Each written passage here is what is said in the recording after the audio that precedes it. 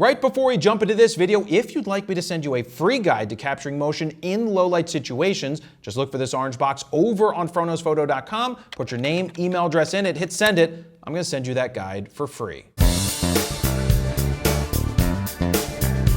Jared Polin, FroKnowsPhoto.com, and this is a preview of the Sony a7C II. It's the second version. The first version came out about 3 years ago and took all of the different pieces from the Sony a7 III and kind of Frankensteined it into a smaller, more compact body, thus why it's called the C, you know, for cookie. Like Cookie Monster. No, it actually stands for compact. We're actually using the camera right now to film this, and please don't mind the background as we just moved into the new studio and had to get this video filmed, so things are gonna be a little different for some time right now while we get that all set up. Now, before we get much further, Sony put out two cameras at the exact same time, with the other one being the Sony a7CR. Now, we did a full preview of that one as well, and it is linked down below. So what did I shoot? Well, I took it to a concert as well as did some behind the scenes before the concert. I went out to the Philadelphia Phillies and photographed some baseball, as well as went into a park where I photographed some kids running around. Now keep in mind, this a7C II is basically an a7 IV, but kind of better in certain ways. And I'm gonna talk more about that by the end of this video when you're deciding if this is for you or if it's not. Now, it does have an entirely new body. It's very similar to what the a6700 has. You've got the front dials, you've got the new dials around the top, and the grip feels so much better. The a7C was a Frankenstein camera that didn't feel tremendous in the hands, but it did get the job done. But the new updates that Sony has made to the a6700, the a7C II, as well as the a7CR are fantastic. It's also 22% lighter than the a7 IV, which brings this camera in at 1.13 pounds or 514 grams. You still have a crappy 3-inch 1.03 million dot vari-angle touchscreen, which is the same one that you found on the a7 IV, and you have an EVF that is 2.36 million dots, and it's off to the left-hand side, which I still don't like the placement of it, but honestly, after you use it for a while, it's not that big of a deal. But what is a big deal, and I keep harping on this every single Sony video, is that the EVF and the LCD screen quality is subpar, especially for a company that makes OLED displays and LCD TVs that are fantastic. And what I mean by that is when you're looking at an image on that screen or in the EVF,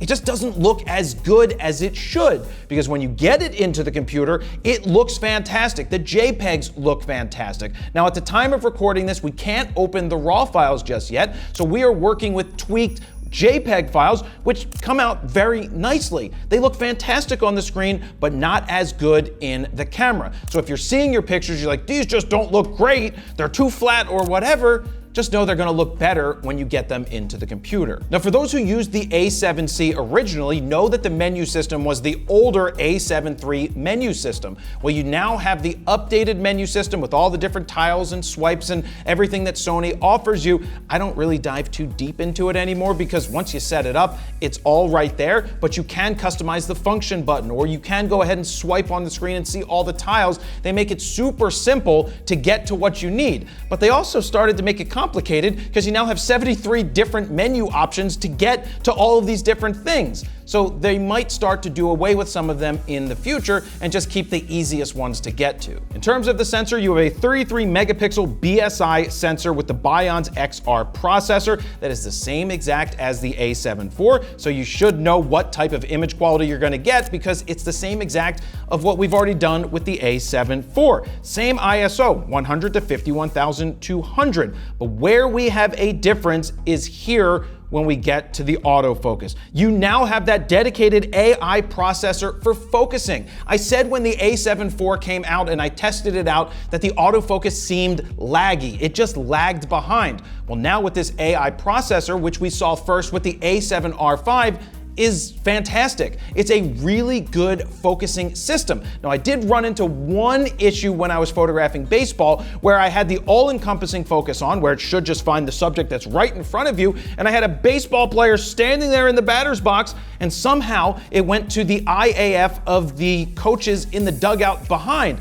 I ended up missing a home run by Kyle Schwarber because it was focused on the dugout and not the batter right in the middle, the big white blob. It didn't hit it. Now, that wasn't all the time, it was just in this situation. There are 759 phase detect AF points. You've got your real-time tracking with IAF, and there is no joystick. I would have liked to have had a joystick to change some of my focusing points because that became a little bit of an issue when I was trying to move them. You have to lock it in by pressing the center button, then you have to unlock it to go ahead and move the focusing points. It was a little bit of a pain in the butt.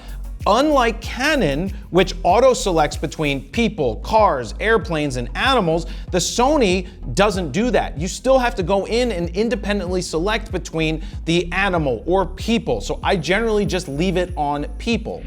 Let me jump in here real quick because I want to show you FroPak 4 in action on this photo taken with the Sony a7C II, starting with Blue's Clues, followed by Brooklyn, C41, Coppertone, DeLorean, High C, Kaleidoscope, Mel Brooks, Saltwater Taffy, Thick, Tintype, and Wet Hot American Summer. But I also want to go back and show you my all-time favorite Skittles from FroPak 1 with one click, and boom. So look, if you want to speed up your raw workflow or give yourself a great starting point, we created FroPak 4 that consists of 14 all-new custom Lightroom presets that you can check out right now at FroKnowsPhoto.com/FroPak4. While you're over there, you can play with the sliders to see the befores and the afters. If you decide to pick it up right now, it is currently on sale. Or if you want to grab the Grand Slam bundle, you can get FroPak 1, 2, 3, and 4. That also includes Skittles, and save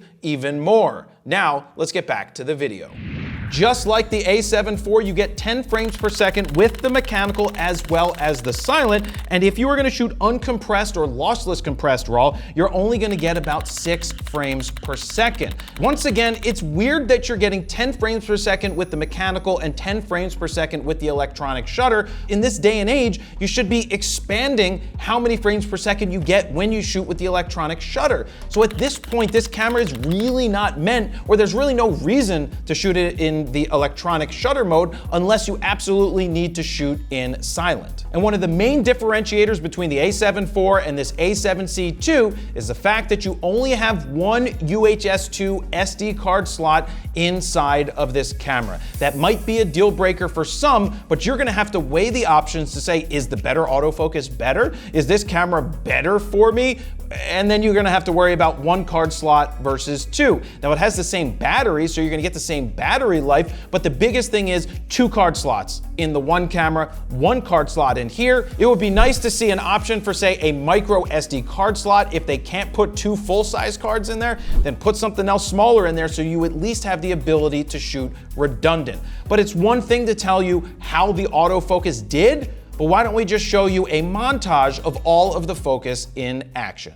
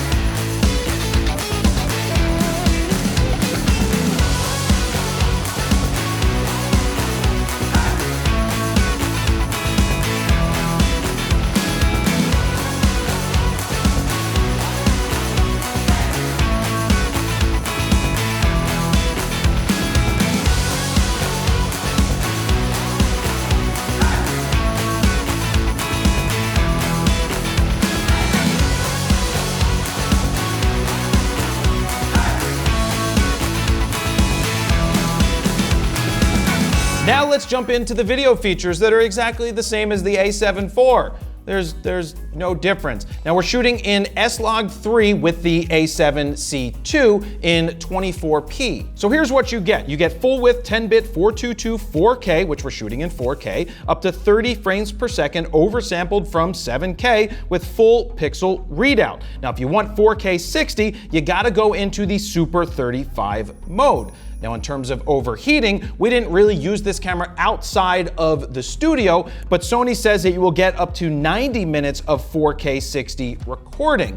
Now here's another differentiator, is the IBIS for stills and for video. You get 7 stops versus the old one, which was 5 stops in the A7 IV. So that's another thing better in this camera than the older A7 IV. Now because you have the AI processor in this camera, you do have the ability to do auto framing, which is pretty cool when the camera can sort of follow you around by cropping in on that 33 megapixel sensor and moving around with AI. That is a nice feature to have. Now, if you want to get 120 frames per second, you're doing that at 1080. Now, in terms of a digital hot shoe, you do have a digital hot shoe right here. We are shooting an S-Log3, like I said earlier, but you do have the usual creative looks that come with the Sony cameras. In terms of ports, basic normal ports that you see on the side of the camera, but you also have the USB-C, which you can use for charging, as well as for streaming 4K up to 30. And the HDMI port is no longer a full HDMI, but it is now a micro HDMI port, because obviously it's a smaller camera. So how much is this camera? Well, it's $2,200, which is $300 less than the A7 IV. And this camera's better in many ways. Now, it's a better camera in most of the ways. Of course, I rather have the 2 card slots, the ability to add a vertical grip, but you don't have that. But you can add a dumb grip. When I say dumb, I mean it's not powered, it just gives you extra room. And you can actually open it up, it flips the door out of the way so that you can have access to your battery door on the bottom. But if I get better autofocus, that to me is worth more than the price of admission. And I get better image stabilization, that's something to think about. Let me jump in here real quick and let you know that this video is brought to you by Squarespace. If you're looking to build your very own online portfolio, use what I use for jaredpolin.com and have used for over 10 years because it's simple, easy, and affordable, and you don't need to know any coding. Head on over to squarespace.com/FroKnowsPhoto to get your 14-day free trial. If you decide that it's for you, use the code FroKnowsPhoto at checkout to get 10% off your first order. Now, let's get back to the video. So who is this camera for? Well, it's for someone who's just getting into the full frame world. This is an unbelievable value for what you get. The image quality is fantastic. We know that the 33 megapixel sensor is a great sensor. We know that Sony does a great job with video. This is just in a more compact body, and it's a great camera. So if you're just starting out in the full frame world, this gives you a great entry point into the Sony universe. You have a ton of lens options from Tamron, from Sigma, from the native glass from Sony. This is a really solid camera with great image quality and great video. You just have to decide, do you want this that's smaller and more compact, or do you want to spend more money on an older camera that's probably going to be replaced much sooner than this one? But also, if you're looking for a preview of the Sony a7C-R, we have that as well, and that is linked down below. So thank you very much for watching. Jared Polin, FroKnowsPhoto.com. See ya.